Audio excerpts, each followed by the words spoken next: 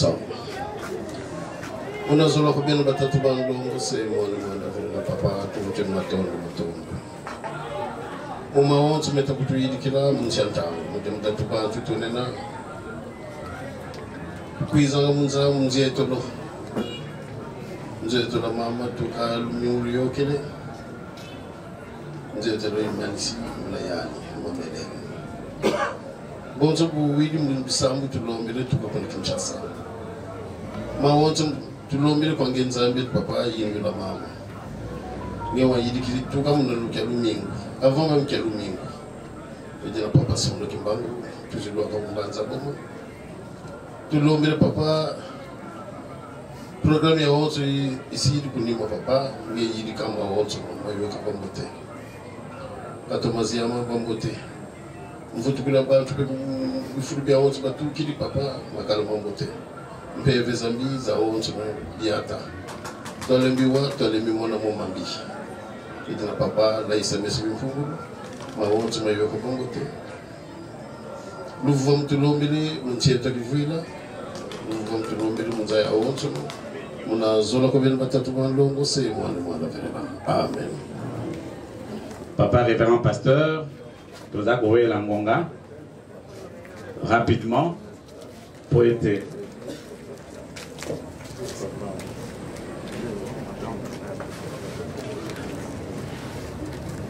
Tozongselio merci na bolingo na monene kolakisaka epai na biso bana na bato. Lelo ezali mokolo monene oyo mama ya bolingo kotika tokokende kotika ye esika na ye ya suka. Tosengi présence na bino na programme nyonso bozala na biso banda ebandeli kino suka bobengama Nzambe biso tozala bana na kombo ya tata mwana mpe molimo santo. Amen. Na kombo ya tata mwana molimo santo. Personnellement, nazo vivre miracle mon roboy. Miracle nga nazo vivre, c'est par rapport à un choix. Quand il est quitté, j'arrive, on dit que papa me dit là, Roteya na matango. Na se rappelé le moko jour tozalaka na maman. J'avais l'habitude. Il y a aucun dé au solo na maman. Dans ma solo na biso, il m'a dit quelque chose. Abi papa mvila. Na mikolo koya. Bat bakoye ba papa kulutu azali nani. Oko kufate, oko vivre yango. Pe okozala. Ah. Na lobi prédication na nga lelo, thème nango na lobi. Les jours de notre mort, c'est une question, je me pose une question. Les jours de notre mort est-il prédéterminé? Est-ce que mon colonabis a liwa? Est-ce que Nzambe si a bon qui ango? N'a pas une réponse en lelo. Parce que moi j'ai eu la chance d'être avec ces grands professeurs. Batata ba maman. Plusieurs textes bibliques qui annoncent facilement il y a un temps pour mourir et il y a un temps que tu ne peux pas dépasser. Ah, c'est bien beau. Mais je crois que il n'y a personne qui pense à la mort.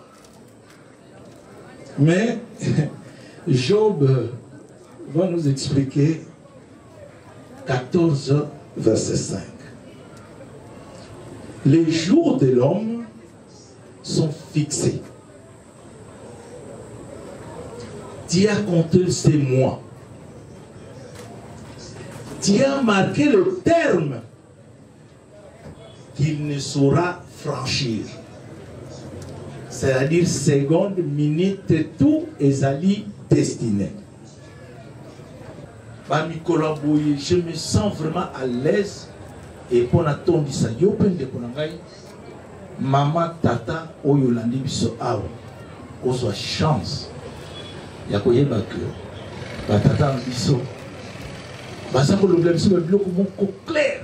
Soki o comprendre te, ko soka nunga que zo bakati.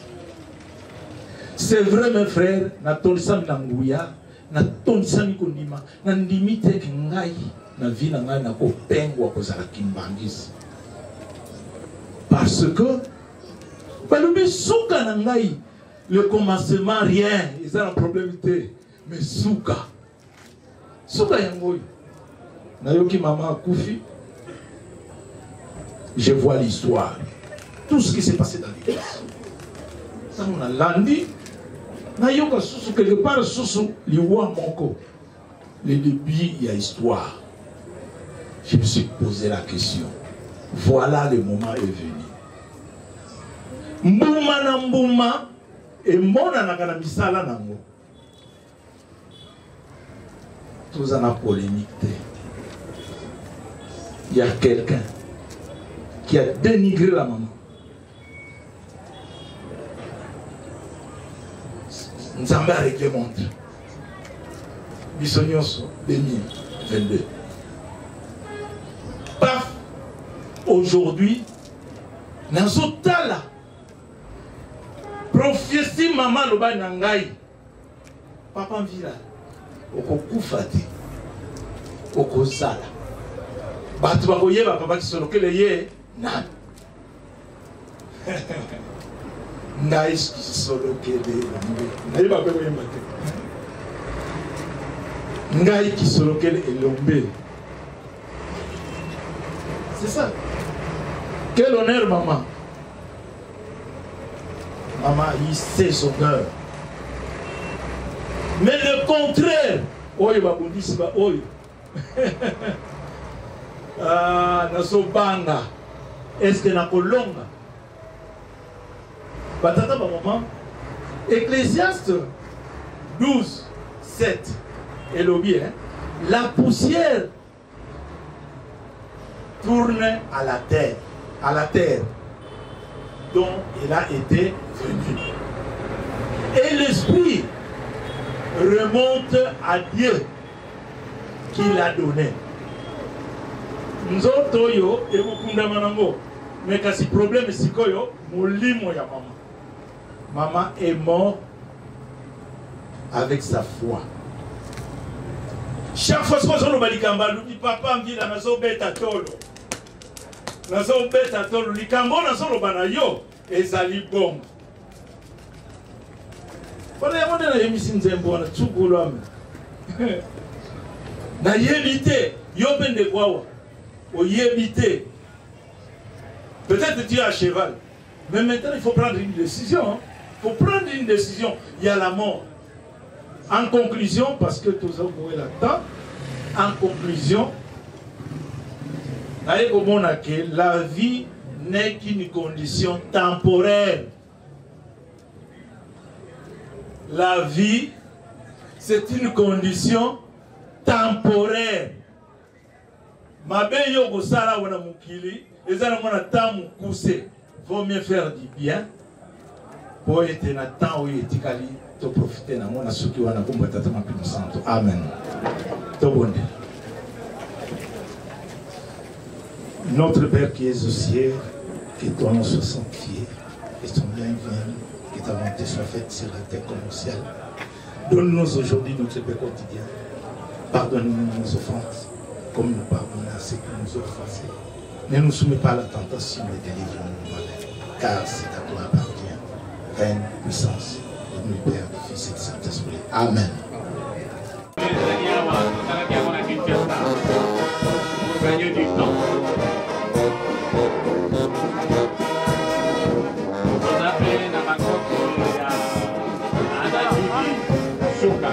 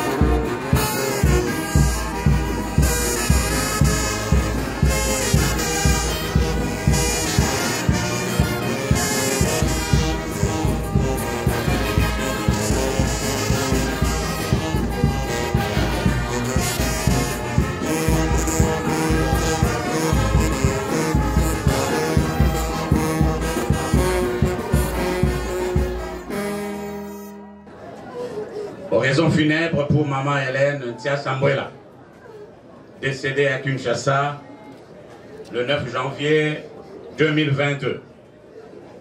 Au nom du Père, du Fils et du Saint-Esprit.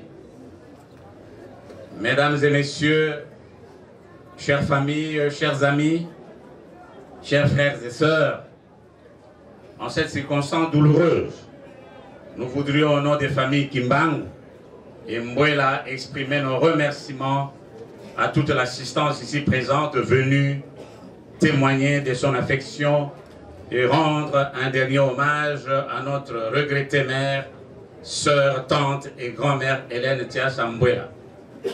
En effet, l'accompagnement de notre mère tout au long de sa longue maladie a été une épreuve pour nous, tant nous avions de la peine de la voir souffrir et s'en aller alors qu'on avait encore besoin d'elle. Notre peine est grande car le décès d'un être cher est une vraie douleur au cœur pour votre présence dans ces lieux et votre amitié, votre fraternité, et au nom de son souvenir, soyez de tout cœur remerciés. Son âme a quitté son corps afin qu'elle soit soulagée. Cela ne signifie pas que son âme s'est éteinte. Nous sommes d'ailleurs persuadés qu'elle est parmi nous à ce moment même. Elle ne voulait pas que nous soyons malheureux, que nous pleurions en passant à tous ces moments tristes et à son absence physique, mais plutôt que nous continuions à vivre en pensant à elle en ces moments et en se rappelant des heureux moments passés avec elle. Nous remercions les différentes délégations de Kimbanguiste venus de différents pays, Angola, Congo-Brazzaville, en Europe, partout, à tous ceux qui ont soutenu les présentes obsèques et qui ont contribué de près ou de loin à la réussite de celle-ci, nous leur disons grand merci. Qui était Maman Hélène Ntia Sambuela? Maman Hélène Ntia Sambuela fut née en 1934 à Léopoldville, actuelle ville de Kinshasa, où son père militaire de la force publique était envoyé en mutation. Puis vécut à Mbandaka, Lissala, Bouende et Bumba. Elle fut originaire du Congo central, secteur de Lubuzi, territoire de Tchela. Issue de l'union de Joseph Mbwela et Véronique Pemba, Maman Hélène Tchassambwela fut cadette d'une famille de 4 enfants. Mère de 8 enfants, dont 4 issus de son premier mariage avec sa grandeur Charles Daniel Kisolokelukelu, premier fils de papa Simon Kimbang. Elle fut grand-mère et arrière-grand-mère de plusieurs petits-enfants et arrière-petits-enfants. Dotée d'un sens maternel très élevé, et au-delà de ses enfants biologiques, Maman Hélène Tiassa a élevé plusieurs enfants dont certains sont dans ce lieu aujourd'hui et la reconnaissent comme leur propre mère, sinon leur mère tout simplement. Sentiment réciproque, avec ses centres maternelles légendaires, il était très difficile pour elle de faire une distinction entre tous ces enfants qu'elle considérait comme étant fruits de ses propres entrailles. Sentiment maternel dont elle ne pouvait se débarrasser, à tel point que même devenus adultes, ces enfants, chacun dans son foyer, quel que soit leur rang social et ou état civil, continuaient à bénéficier de son plat légendaire qu'il consommait sous son encadrement maternel. Nous citons les Ntsagamadesu et les Bitoto. Maman Hélène Tchassambwela était une femme très affective, attentionnée et attachée à sa famille, ainsi qu'à son entourage, qu'elle chérissait tant et ne pouvait en supporter le moindre souci ou désagrément de bien-être ou sanitaire, au point d'en affecter sa propre santé. Raison pour laquelle, jusqu'à la veille de son entrée dans la félicité céleste, l'annonce du décès de son grand frère, Jean Mabiala, ainsi que de ces deux enfants, leur grandeur Dieudonné Kisolokele et Salomon Kisolokele, ne lui firent pas annoncer. Maman Hélène Tchassambwela fut une femme ménagère et commerçante. Elle fut très active dans le petit commerce qu'elle entreprenait. Elle connaissait donc très bien la valeur et l'importance du travail. Au-delà de cette richesse intérieure qui caractérisait celle que nous pleurons à ces jours, comme mentionné plus haut, ceux qui ont connu Maman Hélène Tchassambwela dans sa jeunesse ne peuvent s'empêcher de témoigner de la beauté physique qu'incarnait cette dame sociable, généreuse, humble et travailleuse. Maman Hélène Tchassa fut kimbanguiste engagée et pratiquante, en dépit de sa santé qui ne lui permettait plus de faire des déplacements. Elle n'a jamais abandonné sa foi. Même dans sa vieillesse, elle ne cessa de proclamer la grandeur de Papa Simon Kimbangu, le Saint-Esprit, et de vanter la bonté de Maman Mwilu Kiawanga, qu'elle eut à rencontrer à plusieurs reprises. Elle nous a quittés le dimanche 9 janvier 2022 vers 3h45 du matin à l'âge de 87 ans. Maman Hélène, paix à ton âme, dans nos cœurs tu resteras à jamais. Et j'ai entendu du ciel une voix qui disait, écrit heureux dès à présent les morts qui meurent dans le Seigneur. Oui, dit l'Esprit, afin qu'ils se reposent de leurs travaux, car leurs œuvres le suivent. Apocalypse chapitre 14, verset 13. Adieu, Maman Hélène. Que Papa Simon Kimbangu, le Saint-Esprit, te réserve une place de choix dans sa félicité céleste. Au nom du Père, du Fils et du Saint-Esprit. Amen. Au nom du Père, du Fils et du Saint-Esprit. Au nom de tous les petits-fils, Maman Hélène. Grand-mère, ta disparition physique nous laisse un grand vide. Toi qui as été pour nous une grand-mère fantastique, modèle et dévouée. Nous ne saurions assez te remercier pour ton éducation. Merci d'avoir élevé tes enfants, nos pères, dans la dignité. Malgré ton grand âge, tu étais toujours présente pour nous. Et pour ce, nous te serons éternellement reconnaissants. Très authentique, tu nous parlais continuellement en Kiyombe, sachant que nous ne comprenions rien. Alors nous allons faire l'effort de te parler en Kiyombe aujourd'hui. Yaye, yenda mbotie, bikanzambi kakuyakula, betusidu mukedi, yenda mboti yoyoe.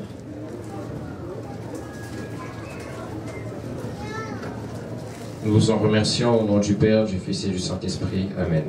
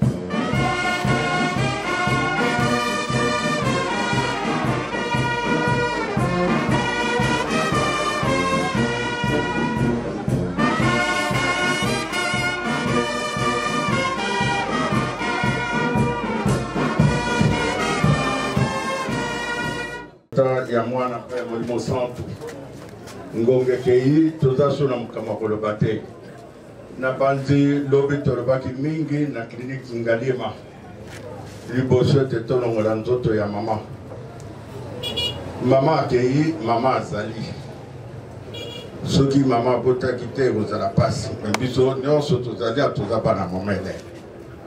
Donc elakisi komba mama Hélène ekotikala seko na seko.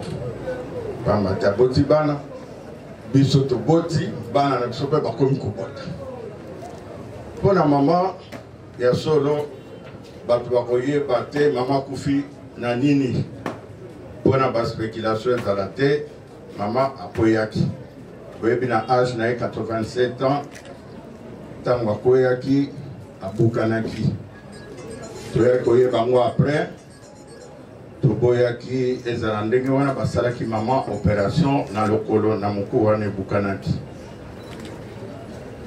Opération elekaki malamu ndenge papa révérend Villa alobi awa biso nyonso ntango tobotamaka tata Nzambe atiaka deja mokolo na biso tokokufa. Mama na opération na ye wana yango mtememie na liwa mais tokoki koloba opération te pamba te bato mingi baoperaka bango mpe bakufi te. Ezalaki mokolo tata Nzambe abongisaki ete atika mokili oyo. Tokumisa Nzambe pamba te ye au moins akokisi 87 ans akufi na 87 ans biso toyebi te soki tokokisa bamvula na Nzambe ye moko ayebi.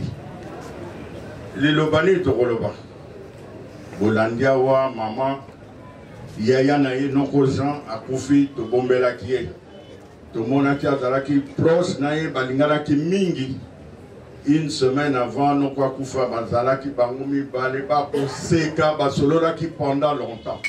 Ce qui a fait tango noko nakoti na hôpital pai na ngai soki nayebisi noko nakoyebisa mama aya kotala noko aboyi kobenga ye te et vice versa. So nabi mama tokotala yaya na hôpital ye parbi na komona nanga noko ndenge akomi malade bongo te. Donc basi bayokanaki basi basololaki tomona ngo likama okama te tobombelaki liwa ya yaya na ye. Papa Dieudonné akufi le 1er octobre na no eleki tobombeli ye totalaki santé na ye ezalaki fragile. Maman abeli au moins plus de 16 ans. Leki na biso papa solo akufi le 16 octobre de la même année. Papa Dieudonné le 1er octobre, papa solo le 16. Tobombeli ye pe kasi ndenge nasali témoignage na Pointe Noire ntango bakoopere mama nasengaki nakota na kati ya salle d'opération. Nakoti bakotinga tovai na baminganga bakoopere ye. Ntango bakoopere mama bayebisi ye na anesthésiste mama tala mwana na yo papa José akoti. Atali nga alobi José ngabi oui mama abandi kotuna bana na ye. Est-ce que maman Micheline aza kuna ngabi oui pamba te maman Micheline azalaki na sala kosenga ye nabi maman Micheline azali. Bazalaki na complicité makasi na babokilo na ye. Ce jour-là tozalaki na mwasi na nga maman Lorette atuni Lorette aza kuna ngabi oui maman azali. Sikoyo aye kopose nga question misato alobi papa Dieudonné aza wapi. Tobombelaki eke papa Dieudonné na akufa. Sikoyo nabi soki mpe na ngumbe na répondre eta komona bizarre bato nyonso akotuna na korépondre sikoyo atuni mwana na ye na koloba nini. Nzambe inspiré nga na bina mama papa Dieudonné azali na matonge na ndako na yo akosela yo kuna atali nga aseka bi papa José okosanga ponani papa Dieudonné ye wana za pembeni na salle d'opération natala na zanga moko kasi mama alobi ndeko na yo ye wana bozana ye. Donc la kisi ndenge balobaki abato bakufa na bango te biso tozana kondima. Papa Dieudonné était dans la salle d'opération. Pas il va opérer maman, mais puis son mission au coup, tout le monde a exalté. Mais la maman l'avait vu. Et donc on a séparé là qu'il a pu mis un petit mois si maman Micheline. Voilà ce qui s'est passé dans la salle d'opération. Maman a moni papa Dieudonné, il était avec moi à côté. Batata na maman. Non Jean a couffé l'hôpital pas inangai. Nzambe Mtalingaki. Maman, la même chose. Nazalaki na Pointe Noire. Papa Charles et maman Micheline Babenga. Maman Hélène. Le dimanche, le 2 janvier, Tondimite Kaokoma na Poko. Ah! Babimisa inga nazalaki na katenda kwa Nzambe. Nazalaki perturbé. Na bingam tu nasel saka maman nazamungana. Soki na maman kufinga na zaliawa toza batu ekozala mal interprété maman na malade yake ina voyage. Na sengaki na grand-père asala nyonso na ya kokuta maman. Lundi wana na zui moi été jeudi na zongi. Na komi Kinshasa jeudi Dieu merci na ke kokuta maman à l'hôpital. Je suis resté à l'hôpital pendant 13h, à 3h du matin. Tout comme vendredi, tout comme samedi. Maman Micheline a dit papa José, modèle na moneli maman. Yana eba que maman oti kapsona que pas maman Micheline, na madame tout préparé, tout le petit même maman partait. Tala pendant tout le temps bela kakufa raté pour Nzamba linga quitter. Ce qui le loma maman qui comment na mabete, Nzamba pesi nzela que ne kopé maman ni passe mingi. C'est ce qui a été fait.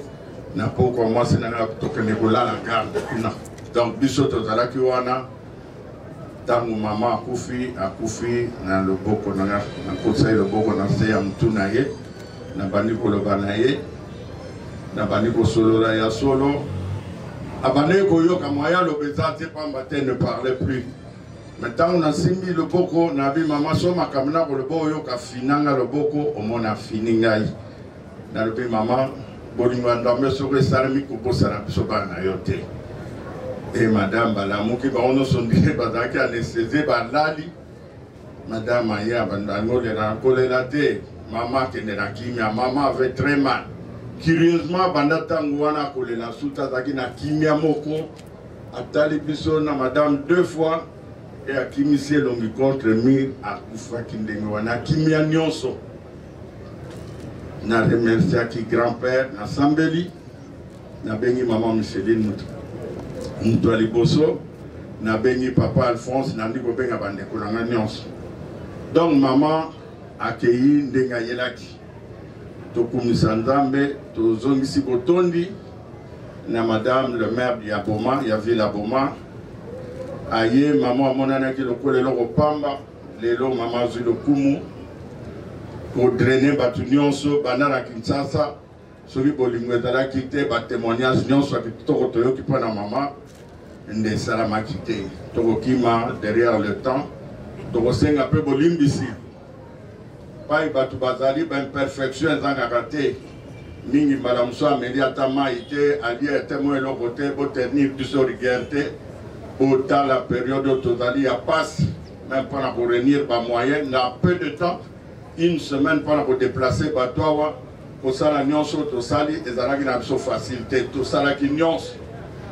Heureusement, na bande konanga, tout ça qui soudé, pour nous réussir, comme même autres, ya maman, pour mettre volonté na yezalaki, ceux qui n'a koufi beaucoup ndangai, pas une soulte, pas bande konanga, bakunda, bango pas mate, maman kulutu, nanoko, bango nyonso bakunda, bango na boma.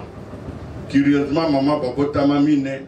Maman zalaki mwana suka ndenge babotami ndenge bakufeli mwana liboso akufaki mwana mibale alanda ya mama kuluto akufi ya misatu noko Jean akufi e mama mwana mine ya suka aye kokufa Nzambe Mtalingaki ndenge wana eza mobembo tokoyaka merci mingi tozana mingi ya koloba te tolingaki to remercier bino e mama pa ya azala molobeli na biso.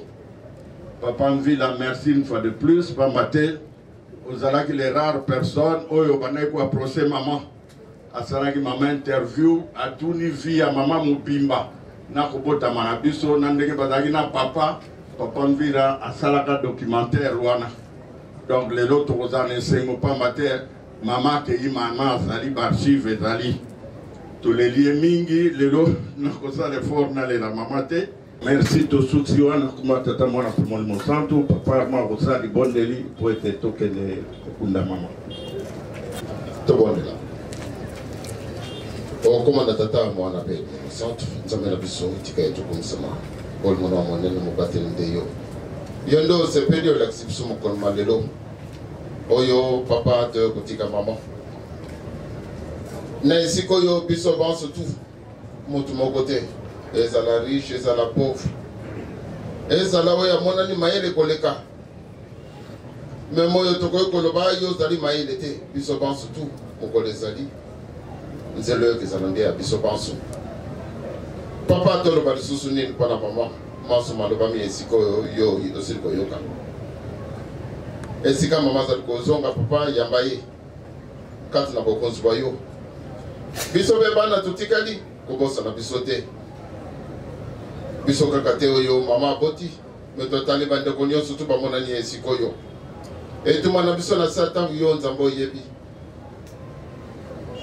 mayimanso mazali koleka na se na mokili yo oza komona nyonso tu yango na nzambe na biso tosengi na yo bososoli ezala kati na biso et surtout biso banso tu ndenge bateyi biso esika oyo toluka nde tosala malamu po ete mokolo ezali biso mpe tokotika mokili oyo tokozonga korendre compte epai na nzambe yango na papa ezali kokende biso kotika mama nzela na biso tokokende ezala na biso elongo oyo mpe bakozonga bazonga na kimia moko esika euti papa yo ozongisa na kimia toyo kosomba te toyo koteka te mpe toyo kosepelisa nde mama na mokolo masuka kimia na oyo tosengi na milimo na banzoto na biso kimia tosengi na mokili oyo opesi biso ya RDC kimia tosengi na Afrique Europe Amérique Asie na Océanie une fois de plus merci zala na biso elongo te na suka ya cérémonie esika tozali kokende okoma na tata mwana mpe limomo centre kosengaka manso amen oyo bazali chargé mpona komema nzoto bazwa place harmonie tozozela harmonie